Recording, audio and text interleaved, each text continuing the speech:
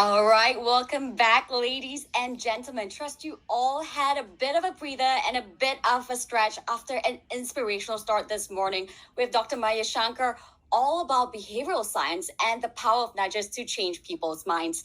And to those of you who've just joined, welcome to Asian Development Bank's Knowledge Forum 2021.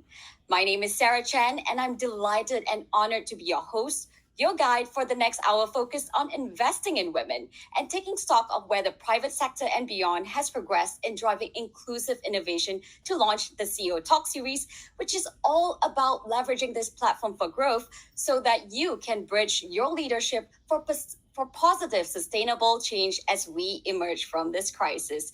To kickstart this session, I'd like to now invite Suzanne Gaboury, Director General Private Sector Operations of the Asian Development Bank, to deliver her opening remarks. Suzanne, over to you. Thank you very much, Sarah. And that was a very enthusiastic entrance, and I hope I can continue that. So good morning, good afternoon, and good evening, everyone, wherever you are in the world, and greetings from Montreal. I'm really delighted to be here today, colleagues, partners, speakers, guests, and friends, to the first event of ADB CEO Talk Series, a new knowledge platform enabling ADB clients to interact with counterparts and ADB staff to understand a broader range of perspectives from respective industries and approaches to managing new business models in different contexts. It's quite a strong message we're sending today to launch the CEO Talk series with a dialogue on the power of equality and diversity on business benefits with a positive social impact. We can reflect on those impactful actions we can take to drive change and innovation towards achieving the goal of equality and inclusive opportunities for women. What a timely discussion we're having today on giving visibility and value to developing an inclusive private sector. There is much to talk about on women's economic empowerment, but it is less clear what this actually means. Empowering women is about enhancing their access to resources, including financial, human, and social capital. This translates into credit and finance, capacity and skills, and social professional networks of peer industries, amongst others. In all of these areas, the private sector is endowed to deliver, and we trust that this can happen. It is already happening.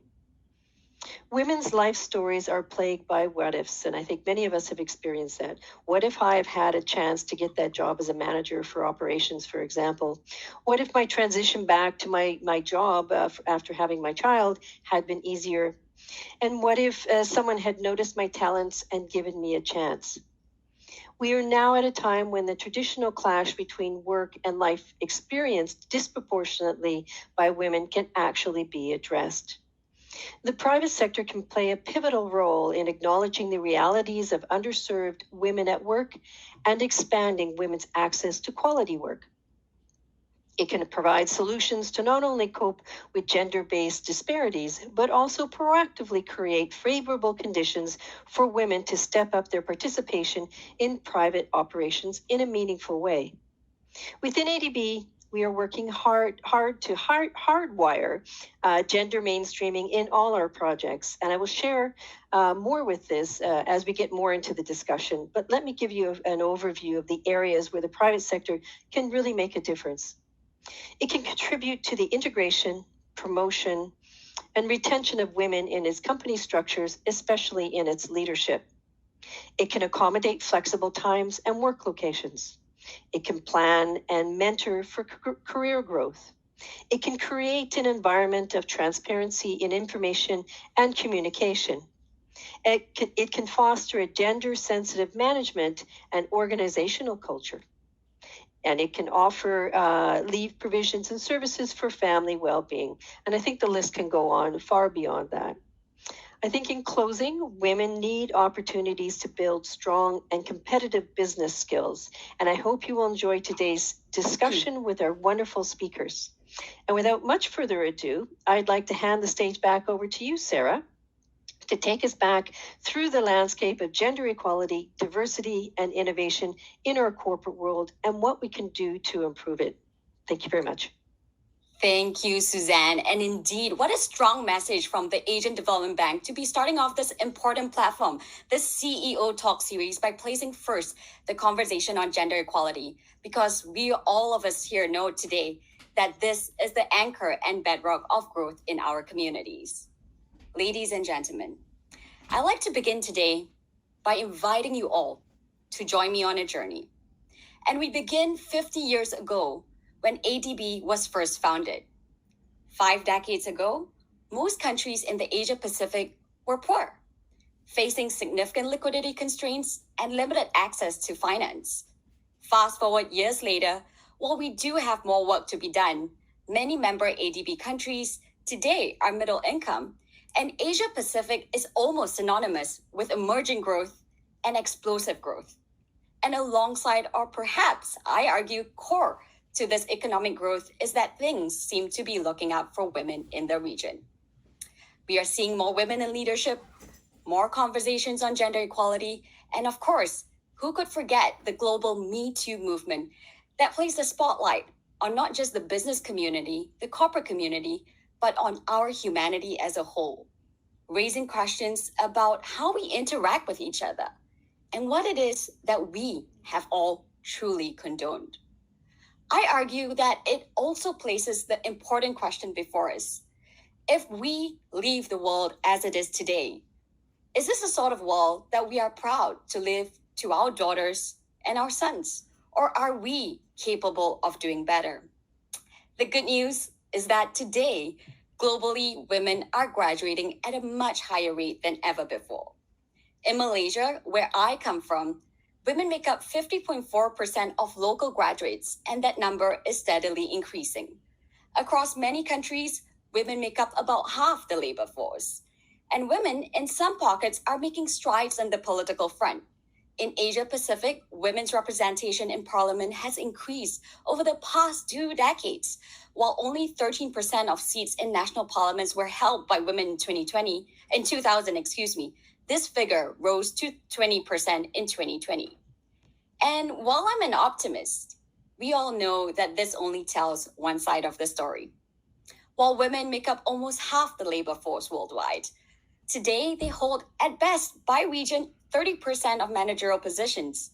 In some of the worst performing countries studied by the World Economic Forum and recently, yesterday, by the Credit Suisse Gender 3000, women make up less than 7% of managerial positions.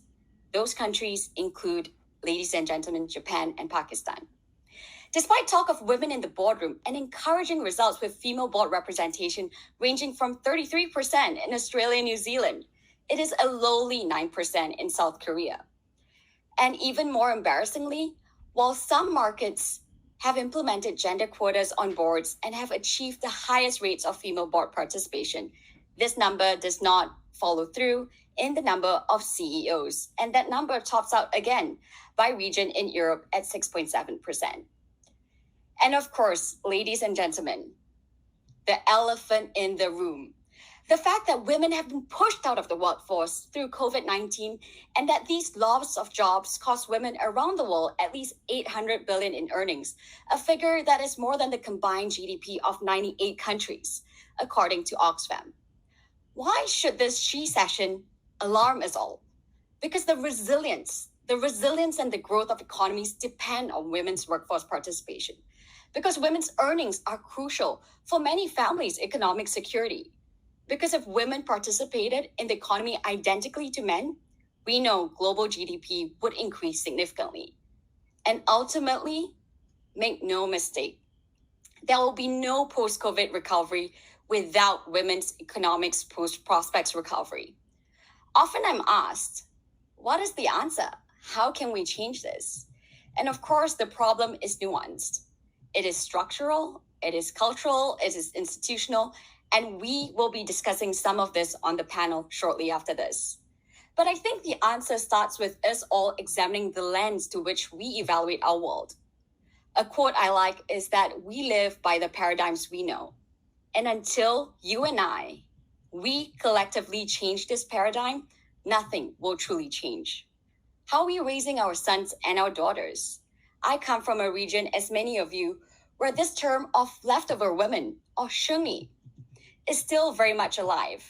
The concept that she, after a certain age, call it 28, 29, and is unmarried, she's leftover, expired goods, which means that still in 2021, ladies and gentlemen, we are judged by the ring on our fingers and not our professional success as women.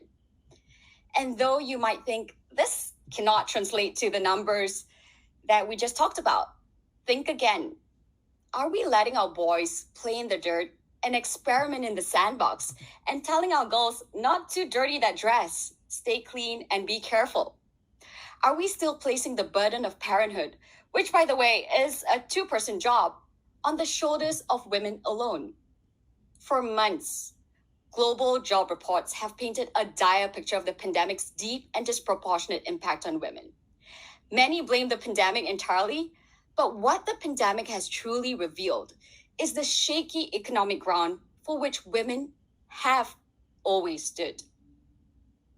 From their overrepresentation in vulnerable and informal sectors, to the lack of high-quality care services, to closed schools and the persistent unpaid care burden, this pandemic has taken what was already a precarious economic situation and sent it spiraling out of control. Urgent government action is required. But, as Suzanne Gaboury has mentioned, the private sector also has a unique and essential role to play in keeping women on their payrolls and stopping this regression in its tracks. As leaders, as financiers, and investors, we have to take an opinion on what our future looks like. And this, ladies and gentlemen, is where we go deep today. I am so excited to now turn to a distinguished panel to discuss tactically what the private sector can and must do and what we can all learn from them in their journey of inclusive innovation. So now, please join me in welcoming our next panel, Investing in Women for Stronger Businesses. And first up, I have Andre Viljoen, Chief Executive Officer and Managing Director of Fiji Airways. Bula, Andre, how are you? Bula, Sarah, very well, and you? Nice to talk to you. Nice to see you. And next, I have Roshaneh Zafar, Managing Director of the Kashf Foundation. Roshaneh, how's Pakistan doing? Good to be here. Thank you, Sarah. Good to see you. And finally, once again, welcoming onto the stage Suzanne Gaboury, Director General of the Private Sector Operations Department of the Asian Development Bank. Welcome back, Suzanne. It's good to have you back. Excellent. Great. Thank you very much. I've unmuted myself now. And we might have a couple of those, but right now, virtual reality is the new reality, so we'll get used to it. So let's get started here, ladies and gentlemen. The first question for the panel, and perhaps Suzanne, I'll start with you, just to continue the thread from our conversation earlier. What does inclusive innovation mean to you, and what role do companies and organizations like yours play in advancing this goal? Thanks very much, Sarah. It's a really interesting question because I think inclusive innovation means different things to different people. But pardon me, from a development finance perspective, this I think also covers risk innovation. It's about your risk appetite, and for me, it's about moving away from the perceptions that failures for women's businesses are called out, and providing an excuse, for example, to avoid financing women-led businesses as a target.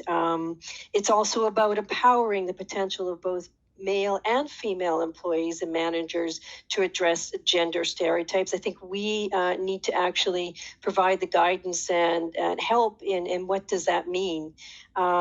It's about personal leadership as a role in advancing diversity and inclusion, to not accept or certain behaviors or accept certain behaviors or encourage that. And I think that that's also what leadership is about.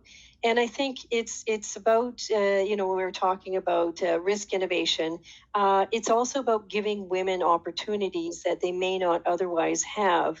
I think that, banks like ADB, which are traditionally infrastructure banks, have been involved in heavily traditionally male-dominated sectors.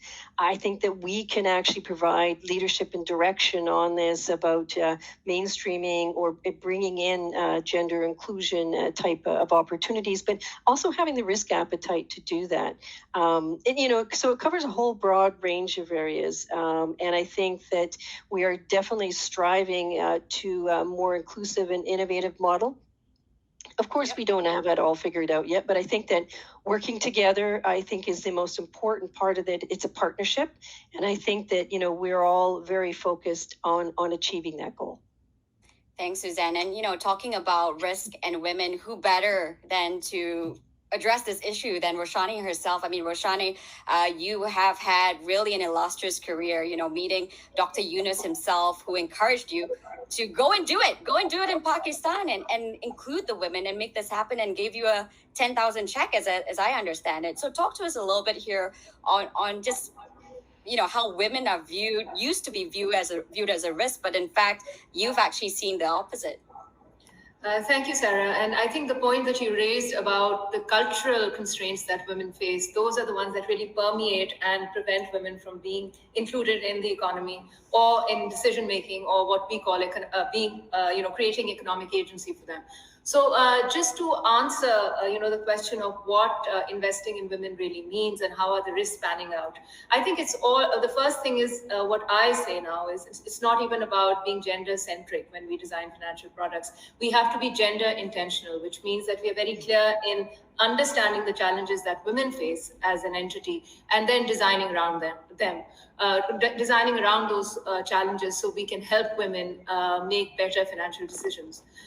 So if I go back in time, one of the things that's really worked for women when we were going out there to do research, when we were setting up Kashf, one of the things we realized that there was safety in numbers when it comes to women. Women prefer to be associated, or women, the notion of being together as a group was something that worked for women. So the concept of group lending is what we saw in Bangladesh. I learned from Dr. Yunus's experience and brought it back to Pakistan. The idea was that we set up groups of women who would take joint responsibility for each other. And that really worked, because women alone having to configure and to transact businesses was very scary. Because there were two insurmountable challenges when it came in terms of not just the economic barriers, but the social barriers that they faced. So one of the things we did realize is, if you're gender intentional, you wear the lens, the point that you were raising, we really need to change the way we view women. That was one. The second piece was really investability, demonstrating the case for investing in women. So when we started out in 1995, for every dollar that was provided as microloans in Pakistan, only 20 cents went to women. So women were really not part of the bandwidth. And when we went out there to see the 20% that were being served, it was men who were using that money. So it was given to women, but the agency or the pipelining or the use of the money was with the men. So one of the other things we had to do was, and I think that's something we all have to do even today, because there are still questions around why women, why do we need to invest in them? I think we need to put that debate aside and really show the evidence and the numbers. So I will talk a little bit more in the rest of the panel, but one of the things we did do was we demonstrated that investing in women, setting up an organization that caters only to women and women's running micro businesses across the country could be sustainable. Kashf was the first organization in Pakistan in 2003 to become sustainable as a microfinance entity. So we showed that not only were we investing in women, we were providing them loans. Women were better credit risk. They invested in businesses that earned them revenues, and ultimately they invested in their families. And the institution that supported them was also sustainable. Yeah, and that reminds me of the African proverb: if you want to move forward, you invest in women, and women will bring the world along with them. And to this point on investability, although I think a lot of us here know that the business case is so strong for investing in women, and we're almost selling to the soul, but I don't want to forget about the others who are just tuning into this conversation for the first time, and we're hoping to have more converted as we continue on this panel. And I want to turn this question to Andre. From a corporate perspective, why does it make sense to invest in women, and what are some of the results that you've seen? I understand you have something like a very wonderful women-led finance team, which made a lot of difference. Talk to us a little bit about that, Andre.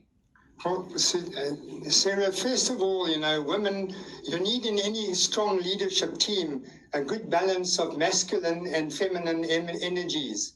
As you know, they bring different values. I find the men are very results-driven, not very open, not prepared to really sit down and focus on exploring and considering many alternatives. So, that's the experience we found. But my personal experience here was I had, when I joined, a CFO, a male CFO of the company who was very self-preserving, more focused on not sharing than really sharing. And he went on leave, and I soon discovered that below him was a financial controller, a wonderful woman who was highly competent and very, very capable. And the one day I said to her, her name's Naomi, what's your ambition? And she said, well, obviously my ultimate dream would be to be a CFO, but it will never happen because that position is decreed to be a male position, always going to be a male. So I gave a lot of thought, and the individual that was in the role had a few months left on his contract. So I terminated his contract a bit early and put Naomi in. And I was absolutely amazed at how the entire culture of our finance department changed overnight to one of transparency, openness, innovation, prepared to consider all initiatives. And we've achieved unbelievable advancement with this finance team. And today we have a team of 57 persons, of which 55 are women. And we've set and developed new financing structures that are absolutely, I can only say, awesome. We've had international financial institutions tell us that no other major airline in the world has come up with the type of creativity we have. And I have to attribute that to this change in culture of not being self-preserving and ego-driven to being open and collaborating and engaging. Yeah, and Andre, I mean, just to dive a little bit deeper on that, you mentioned culture, and the intention of this panel is for all knowledge experts here joining us today to be able to also take home, what are some of the tactical steps that we can take here? How do you build for a culture of inclusivity, and how did you approach this in your organization? Yes, a very big change that you need is you need to go through a substantial program of, I would call it neuroscience development in the organization. What we need to let people grow into is understanding how to change their mindsets, how their thinking drives their state and their behavior. And we've invested initially with a leadership group of 40 persons, of which 50% were women, and then expanded it to the leadership team. And now the whole company has gone through it. And we coupled this together with Ron Kaufman from Singapore's Up Your Service program, where we've gone through this education, where our people today have become far more open-minded. They're far more mindful. And I think until you do that, you're going to have these biases and blocks that are going to be very difficult to overcome. And that's been a huge factor for us. It's certainly the catalyst and the foundation that has led to the improvement we've got in our culture of being open to diversity, supporting it, welcoming it, and embracing it.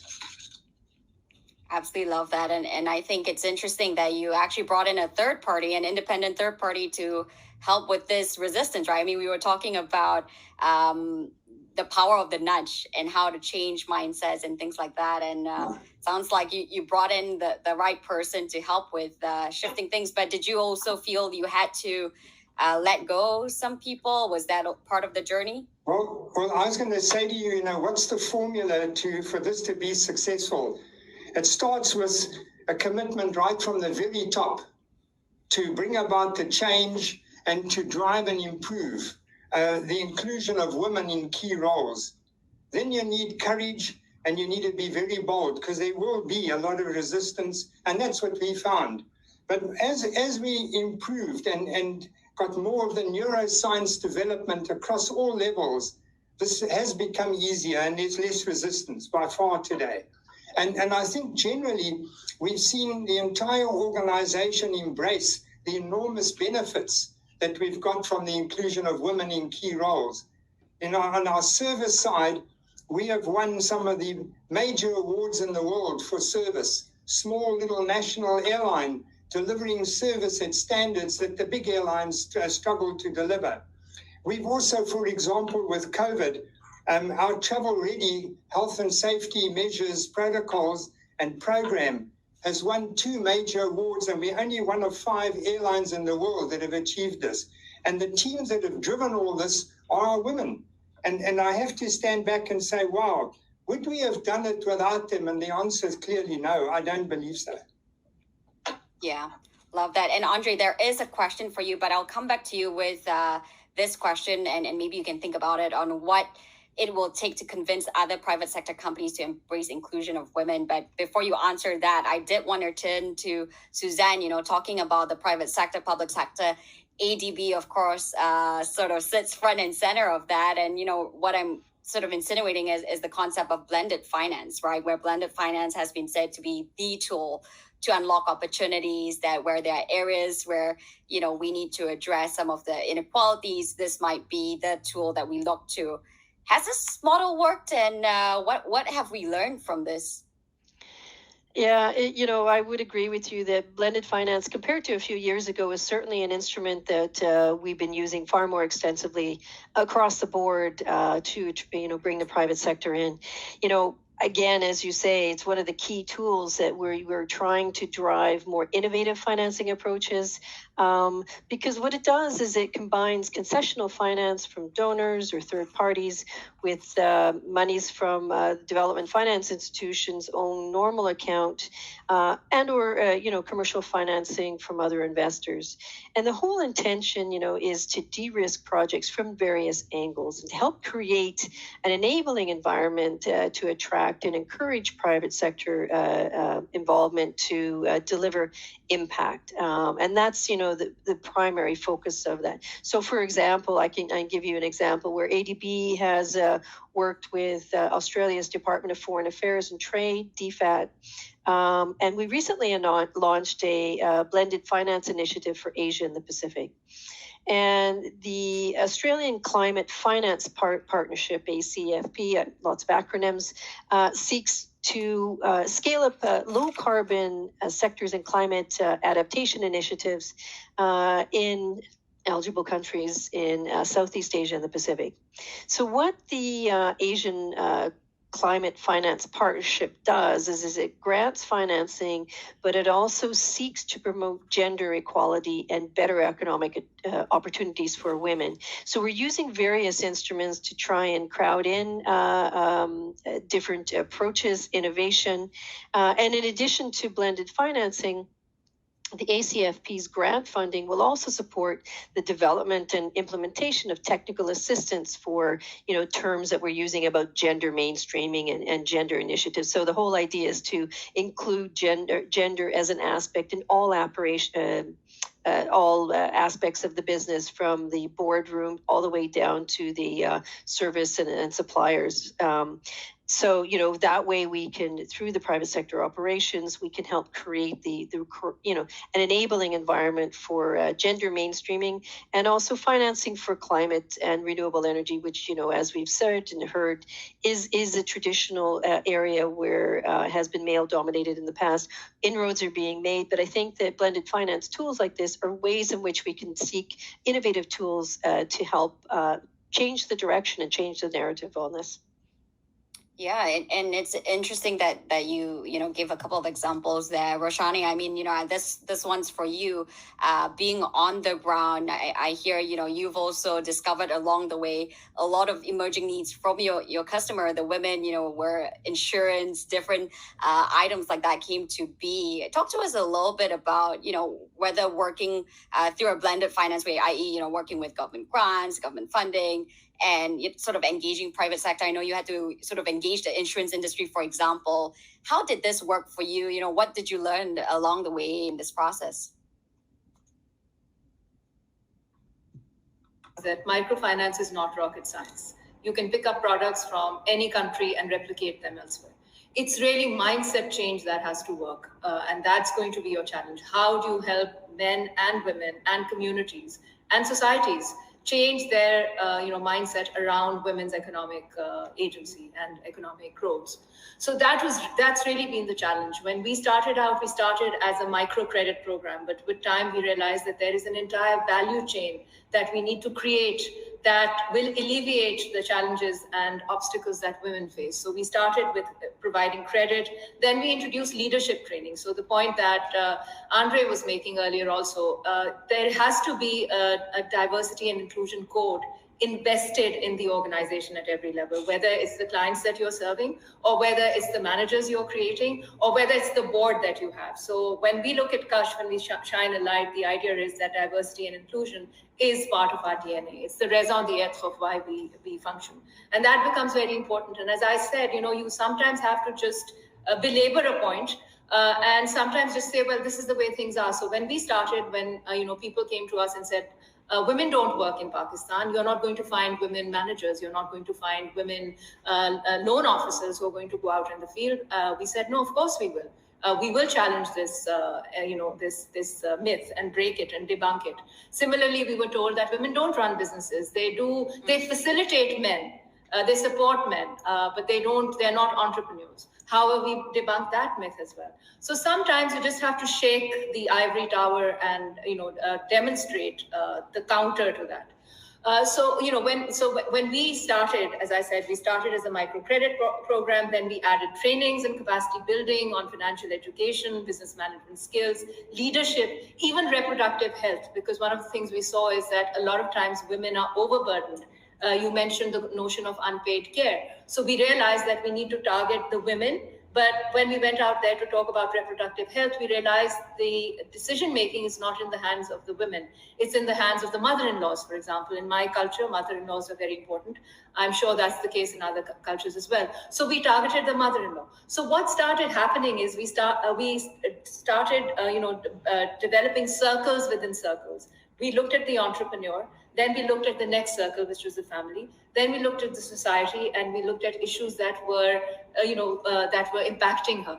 So then we added social advocacy as an area for us to work in, where we work in communities and we raise issues like girls' education, child marriage. All these things are gender concerns that impact on women's social status at the end of the day. So then we started looking at media. We realized media has a huge role to play in changing the way women are viewed. So we started working with the media and we started producing drama serials that show women not as victims, but as protagonists who can change their lives, who look at situations and come up with solutions. And this is not generally done in mainstream media. And then ultimately, we also needed to do a refresh for the organization. And I'll just stop there because the story can be very long. We started as a women-only organization. So from 1996 to 2003, we only hired women. And as Andre was pointing out, the mix of feminine and masculine is very important in an organization. And diversity and inclusion is just not about saying you hire women, but it's also about bringing men and women at par and creating a level playing field. So that's what we then started doing. And after 2003, we started hiring men, and we wrote a D&I code. We wrote a mission statement for ourselves on diversity and inclusion. We do a lot of gender sensitization training for our male staff and our female staff who've never worked together. So, these are all the things that we had to do on the fly as we were developing. So it's not just customers, but also the institution. And I absolutely love that, right? Because I mean, at the crux of it, you're trying to solve one issue, but you realize that there's so many other structural barriers, so many other, I guess, tentacles that result in today's reality, to what I said in my opening remarks, in that, the simple comment as a parent to our child in the sandbox matters. And that matters with role modeling and so on and so forth. So really excited that you're taking all these steps and taking a really holistic approach. So now the question, the hard question that I like to pose to all of you, and I'm going to start with Andre here. You know, COVID-19 has been tough for a lot of us. And the reality is that in a time of crisis, in a time of heightened risk, a lot of leaders are almost backsliding. And I see this in my world in venture capital, that people are backsliding to pattern matching patterns of the past, right? So pattern matching can be a mask for unconscious bias. You know, that's something I say a lot. How are you in Fiji Airways being careful about, you know, moving forward here post COVID? What does new normal, what does building forward look like? Sarah, we realized very soon when we started grounding our entire aircraft fleet and suspending all our services that the way we had done business was what got us there wouldn't work in the future. So we did a lot of research and we adopted a future fit strategy, which started with creating a common purpose. And we got our entire workforce together in what we call Talanoa sessions. These are discussion sessions where everyone has a voice. And we brainstormed a new common purpose. We came up with working together and working as one. So individually and together, to ensure we survive and that the moment borders reopen and we start flying, we thrive. We then used the same Talanoa sessions to put together programs of how we're going to ensure we survive. So, of course, we started with cash, we started with new financing, but we also said this is an opportunity to revamp the entire organization. So we got all our women, all our men, and we started putting women in new roles where we needed more innovation and more intuition and a lot more exploratory work done. And today we have revamped 65 key parts of the organization, new software programs, new structures, and we are a leaner and meaner business going forward. We also then, under the Thrive, had our teams working around the clock with a number of programs. We have travel ready, we have people ready, we have fly ready, we have commercial ready, and all these programs have many aspects to them of how the minute we start flying, we are to go and maximize the benefit we can for the company. And so we haven't seen it as a negative. We've also used the time to dig a lot deeper into neuroscience. We brought in specialists on NLP, on Enneagram, and we've changed the culture to a learning organization. Where previously it was a select few that were the privileged to get learning, we have a much wider learning base today. And I've never seen such, I've said the other day to someone, the people here are so hungry to learn, I can't give them enough. And I can tell you that culture change came from the women in our team. And I've seen the men shifting as well. So it's very, very positive. And so we're really looking forward to, I say to everyone, I can start flying tomorrow. We're targeting 1 December, but I wish it's tomorrow because we're so ready. And the team have made it happen like that by including them, by having women driving innovation and that common purpose that we live, eat, and sleep every day in the organization. Yeah, and I absolutely love that, you know, and do want to get you to be, you know, further specific on answering the previous question earlier in the panel, where the question was to you, Andre. What will it take? I mean, you're an enthusiastic leader, right? We feel that in the energy that bounces off the screen, and that you see the opportunity for everyone to change and build this culture and embed that. But not everyone is like you. Not all leaders believe in this, and especially in more conservative countries. I remember where I felt being weird as a feminist in Malaysia. So how do you encourage other private sector companies to embrace this and to embrace inclusivity and prioritize this? Yeah.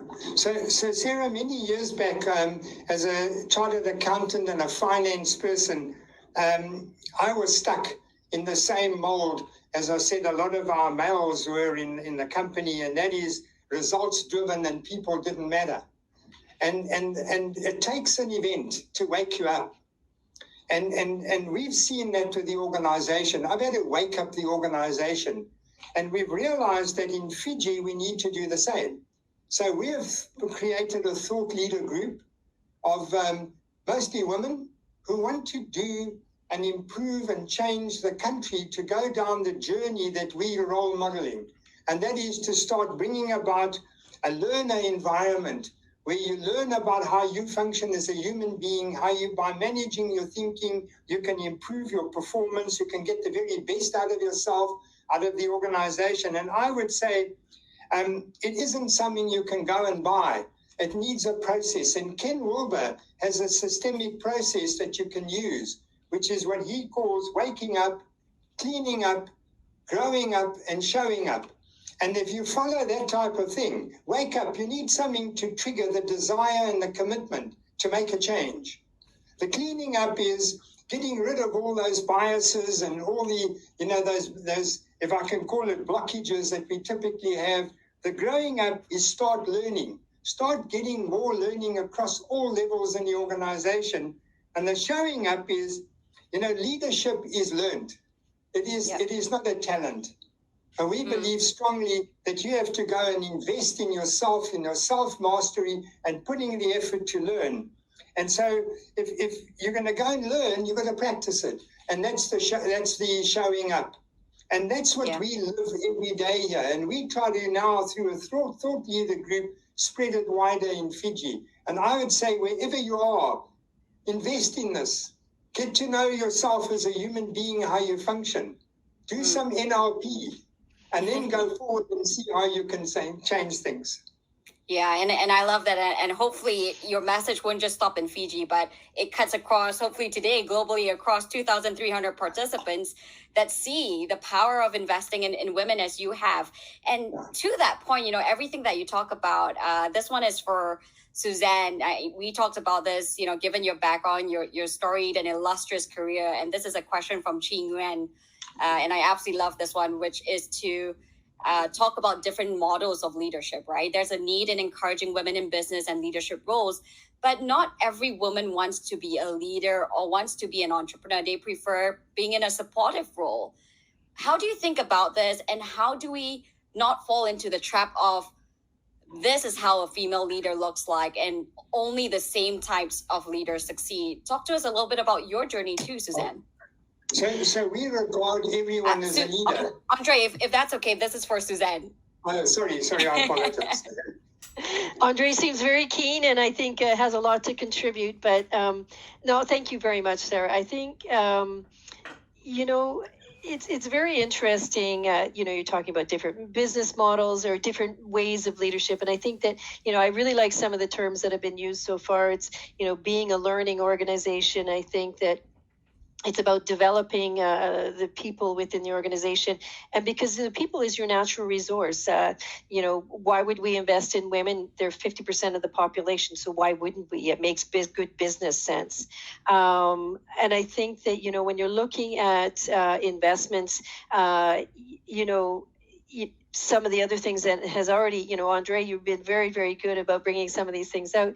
It's about those balanced views. I think that, statistics has shown, Andre, you've shown, and others have shown that you get better business decisions, better results by including women in this. And for me, it's about, having that perspective of including women in the information that you're looking at the results that you're looking at. And it's, again, if you're looking at the investment quality, it's about the quality of the deal overall. It's about a bankability, which is independent of gender or other social aspects. But, the important thing is to consider is that, you need to take these things into consideration. So, for example, if you have, you see many of these opportunities where women are presenting things and then guys on the other side are presenting things, statistically, women will get, things funded much less than men would. So it's about having that ability to look at things from a combination of perspectives. Just to give you a little bit of an idea within the private sector at ADB, we very much have tried to focus on investing in women. We're pushing it all through our programs. We do have targets, for example, example. I think that, you need to incentivize people with targets, and it's about creating those opportunities to incentivize people to include those objectives within this. I'll give you, for example, as of 2020, we've supported almost 255,000 women have been trained through our private sector operations. We have created opportunities for more than 110,000 women. So these are really material numbers, and I think that through getting the message out, and also by mainstreaming our corporate targets, where we have to have 75% of our targets that need to include gender within that. But, you need to be really intentional about that. I do like that word that has been used before, about a bit intentionality, I think is really, really important. And also you need to, walk the walk and talk the talk, with all of this. With this, we've been very intentional with our results. So, for example, last year, about 95% of our projects promoted gender equality. I think that's something to really be proud of. And this trend has been increasing. So, once again, it's lots of different ways of doing this. Women, like I said, you can't ignore it. They're 50% of the population. Statistics have shown that, their balanced views, I think, produce better results. I think that's been demonstrated across the board. For those that need statistics on that, there's McKinsey reports and there's other reports that can actually demonstrate that to you, because it's about impact and return, and you can marry the two together.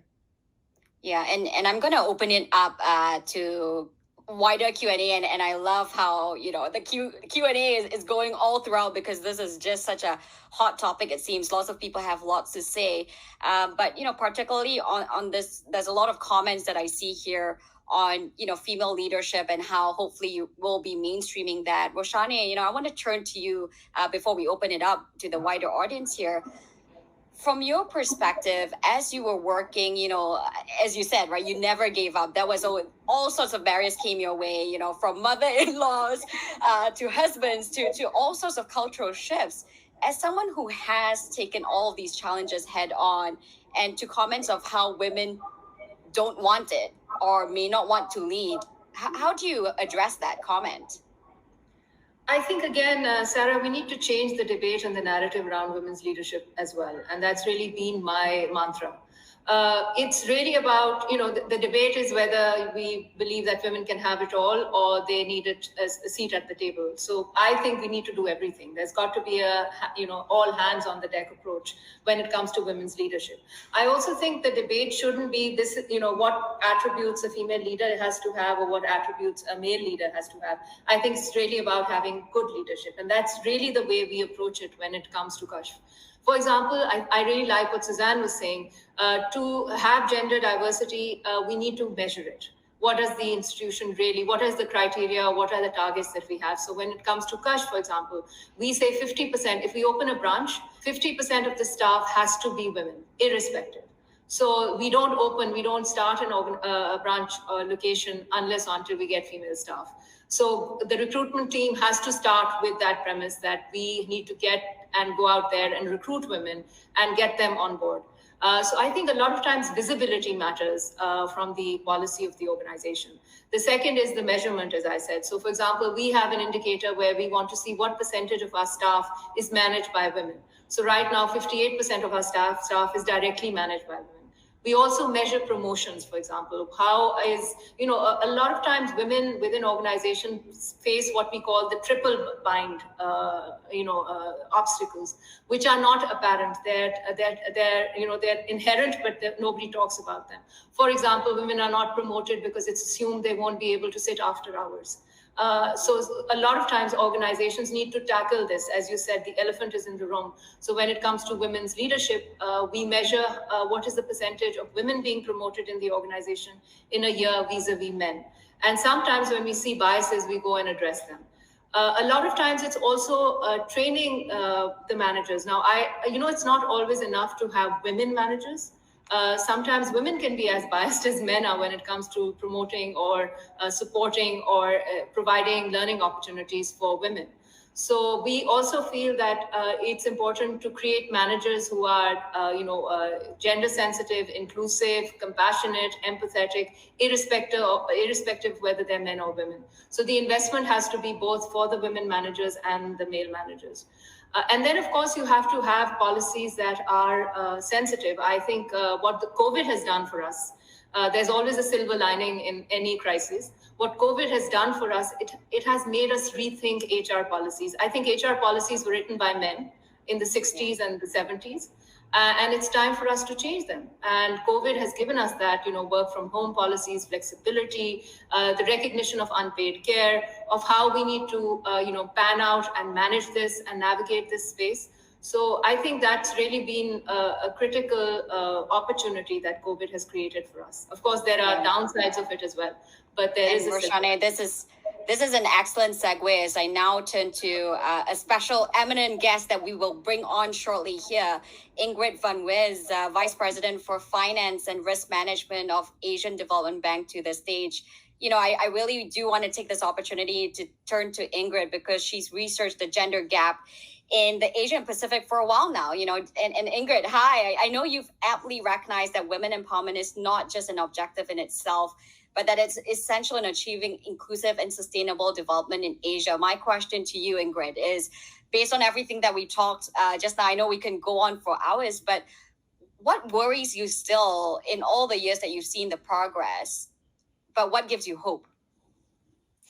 Well, I think today's discussion, if we start with the positive part first, what really put a spring in my step is many of the things I heard today and the important observations and experience shared by leaders in this panel at the moment. I think it's about gender intention, being gender intentional, starting to measure it. And actually what the leaders shared with us today is that the transition is already happening. We need to foster and promote more of that transition. I think that's one of the most important things I've seen. The other areas where I found a lot of resonance with my experience is that the change starts from the top.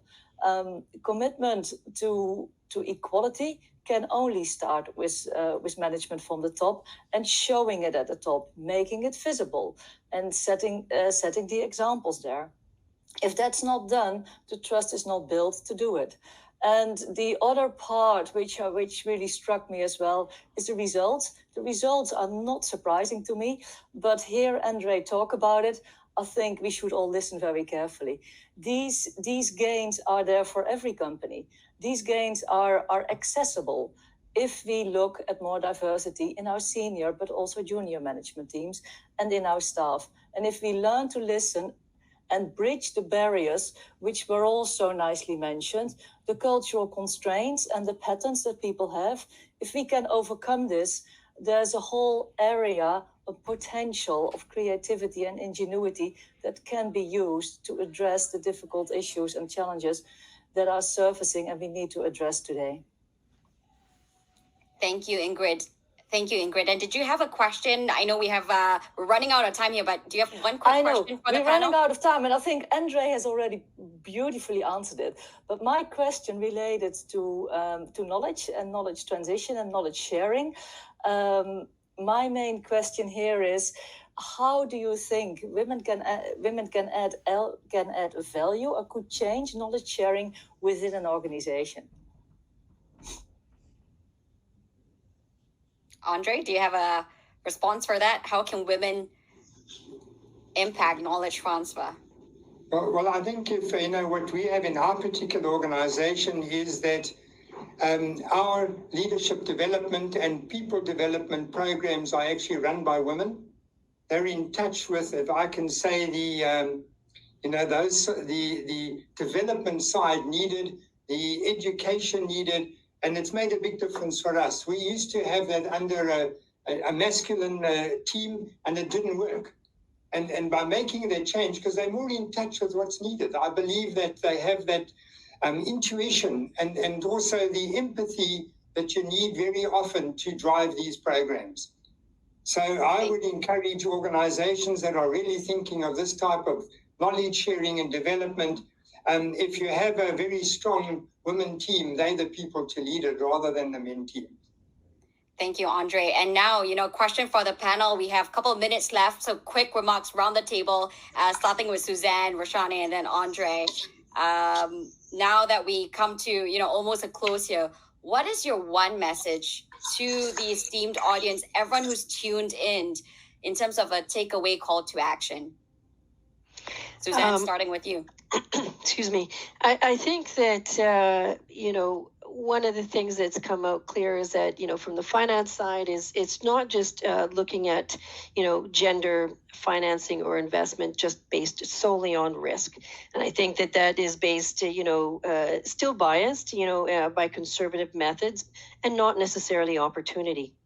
And I think that, we also need to acknowledge that the experienced women, have that the experience that they are bringing to the table, including, looking at CVs and that kind of stuff. Women take off work to, for example, to take occasional care of the families or have children or whatever. And that shouldn't be a negative. And I think that you need to look at the skills that this person is offering and what they not necessarily what they have done in the past, but you need to look forward. What skills do they have? And I think you need to be very forward looking on that and very intentional. So I think that, pardon me, pardon me. And so I think that these things are really, really important when we look at what we're doing to develop the next generation of women. I also think it's very, very important for women as ourselves. Sometimes women are, I have to tell you, some of our own worst enemies. We need to be intentional about helping and empowering, mentoring our colleagues coming up the way, because it hasn't been easy, and we need to create those opportunities. So I think we need to reach out and help someone. Thank you, Suzanne. And I love that of pushing the ladder down, for other women to reach up. Roshaneh, call to action for our esteemed audience. And maybe, I'm just pushing you here, but I see a comment on the private and the personal is not something that should be part of the equation. But I know with your work and working with mother-in-laws and so on and so forth as well, like this social element is important. So maybe that could be part of your call to action too. Sorry. One of the things we really need to do is to follow a transformational approach when it comes to creating women leaderships, whether it's at the community level or our client level, or whether it's at the level of the management or at the institution. So when I talk about transformation, it's just not about giving opportunities, not just about creating opportunities, but also creating pathways that make it easier for women to move up the ladder. And that comes from designing the products. It comes from the flexibilities that we need to create. It is also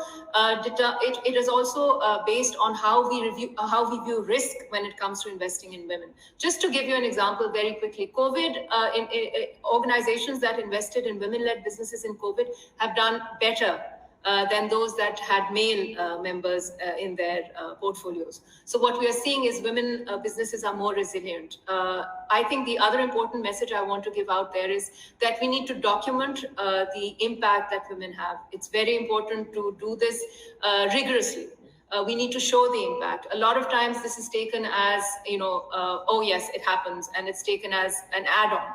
But I really think it's integral to change. It's integral to economic transformation. So we definitely need to do more. And we, as I had said in the beginning, make it intentional. Thank you. And Andre, final comments before we wrap here. Call to action for people who are tuning in. I believe you need to develop that very deep commitment from the top to drive gender inclusion and to be, as I say, if necessary, vulnerable if you need help to get there, because we all have biases. And I found I needed help initially to get through that barrier, and to be courageous and bold, because as you heard, so very often these changes need a transformational approach, and it does come with a lot of effort and mentoring and even to the point of where it could be uncomfortable. But if you're committed and you drive it from the top, you're vulnerable enough to get help, and you're committed to do transformation and break through barriers and norms, the benefits are massive for the organization. And that's the message I have out there for the people who are not doing well on gender transformation. Thank you, Andre. And with that, ladies and gentlemen, we've come to the end of this really power pack session. I mean, we covered everything from being gender intentional, thinking and designing around the structures that we work around, right? Looking at CVs as hiring managers and not looking at a career break as, oh no, this is a bad thing. And looking at investability of women and also measuring that impact, not just saying that this is the right thing to do, the smart thing to do, but documenting that change and how that transformational leadership really cuts across throughout the organization, and really making it a message, not just, from the top, but that rolls through, that is a culture that is lived and breathed in by. So, this really brings me to a very popular quote, perhaps to some people, but a quote that I like by Mae Jemison, the first African-American woman to travel into space. The future didn't just happen, it is created. And it is my sincere hope that this panel has been helpful to you, in that it's given you tactical steps, and that it's also shown that, there are many forms of leadership, that this conversation should be mainstreamed. And as, of course, pointed out in the comments here, it is not an attack on men. It is not an attack into our private lives, but really acknowledging the fact that our private lives, our social constructs, especially in Asian Pacific, matters. And our tone and narrative matters into what we see in the world. So thank you so much, ladies and gentlemen, for this poll pack session. I know that ADB folks do want you to participate in a poll, so please do that and let us know if this was helpful. Tweet at ADB Knowledge Forum, if there was something that really stood out to you. And please join us for the next couple of days for more Power Pack sessions just like this, to start new ideas, to invigorate, old ideas perhaps in a new way. And we'll be back at 2 p.m. as I understand it, for building a knowledge management ecosystem for multilateral banks. Now that is a mouthful. Thank you so much, ladies and gentlemen, for spending this hour with me. My name is Sarah Chen. Invest in women, because it's not just the right thing to do, but the smart thing to do.